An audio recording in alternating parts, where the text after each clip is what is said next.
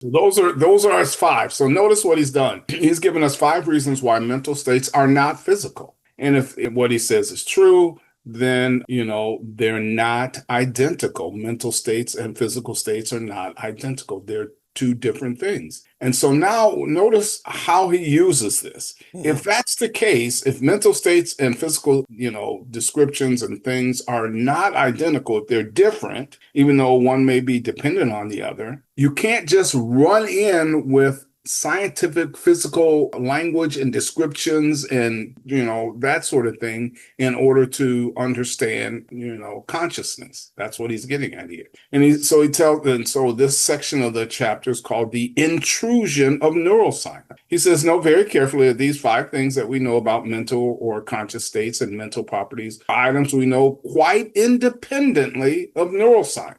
People have known these things for a long time, and they are known not by empirical tests, right? We don't have to test to see if we have a headache.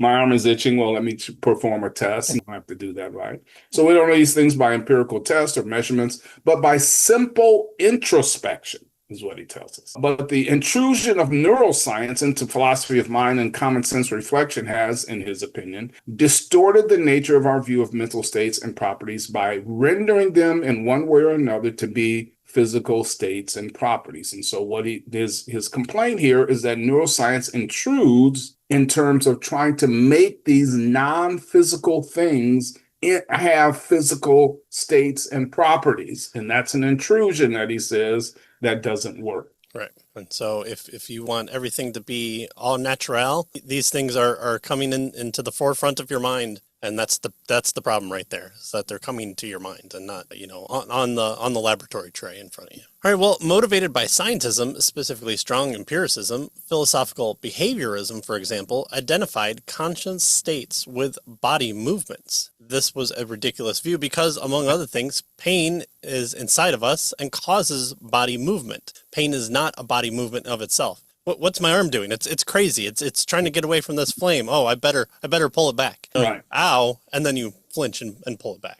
So I remember thousands of years ago when I first entered the undergraduate university at Western Michigan, this behavioralism, B.F. Skinner behavioralism was all the rage in these types of areas here. Of course, now it's kind of passed off the scene. But what he's doing here in this section of the chapter is just giving us the three main views of attempts of trying to make consciousness and that sort of thing physical. And the first one, as you have mentioned, is philosophical behavioralism, right? The Pavlov dog experiment and all that kind of stuff, right? Where there's nothing going on inside. It's just, a response to stimuli types of things. And so that's all mental processes are empty inside, but responses to stimuli. Of course, he says this is ridiculous because, most of us anyway have something going on inside. Right, exactly. Most of us, yes. We hope. But again, that was a belief that took hold and everyone thought was right or held it until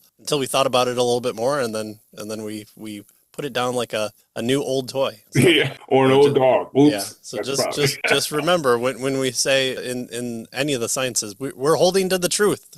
We did that before. Well, another example, what was called the type identity theory, claimed that mental properties, being in pain, were identical to physical properties, having C fibers firing. But again, this was ridiculous. Pain is a simple quality known only by first-person introspection. C fibers firing is a structural quantitative property made up of billions of cells called neurons that have electrical sparks in certain places at a certain time. Right. And so notice here's the next major theory that neuroscience have come up with. They call it the type identity theory, where the mental processes are identical to the physical processes of the brain. Like they're the same thing. And so you can reduce the mental process to a physical process is what the identity theory tries to do, right? So pain can be reduced to certain C fibers fire, right? So you try to make this reduction is the basic idea. Reduce my mental processes to physical processes, and therefore now neuroscience can describe what's going on. And of course, he says this is ridiculous because pain is simply quality known only by a first-person introspection, whereas fiber firing is, quantitative property and, that we can describe physically. So they're two different things. Right. So that's what he's trying to get at there. Well, Right? even from an evolutionary standpoint too, why didn't evolution just make these C fibers firing thing the go-to thing and only that? Why do we then have to feel pain? In fact, pain seems to be a not good survivability characteristic. I should just avoid more things. So my body should just have these neurons firing that pull me away from the fire. I shouldn't have to feel pain on top of it. I just am unable to go towards it. So there should be a greater distinction between my mental state and the physical body reacting because of the stimuli. And so evolution has done a poor job of making me more comfortable in life. Yeah, good. All right, so we have philosophical behavioralism, we have type identity theory. The third big neuroscientific explanation of consciousness, he says, and this is the most popular physicalist theory, is functionalism. Now, some functionalists would argue that, oh, no, we're not a physical theory. It doesn't matter what the physical thing is made of. It's just how it functions. Well, actually, it is a physical thing that you're looking at and how it's functioning, right? And so functionalism, it says that consciousness is what the brain does, how it functions, rather than something the brain has, right? Which is, the soul or the brain or the soul or whatever. So functionalism looks at what the brain does and not what the brain has. So he says, consider a pain. He says, in his view, the nature of pain is that it is the occurrence of a feeling of hurt. Now, what a pain is, feeling of hurt, is different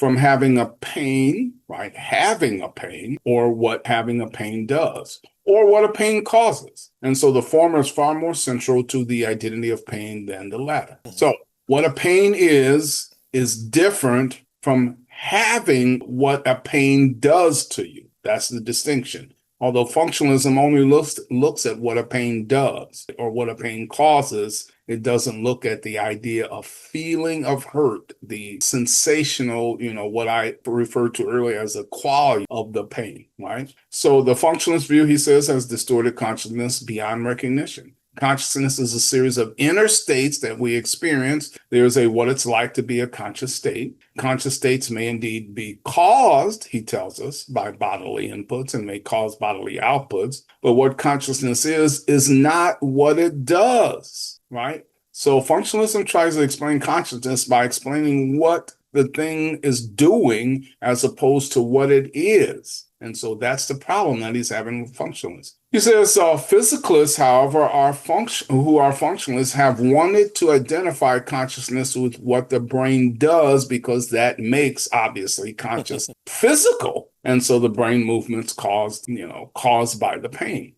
So, but it doesn't seem to work. That's what he's getting at. Yeah. So the big three, then, he suggested, have failed in terms of their explanation of consciousness. Psychological or behavioralism, identity theory, functionalism, all he suggests are missing the mark with regard to consciousness. Right.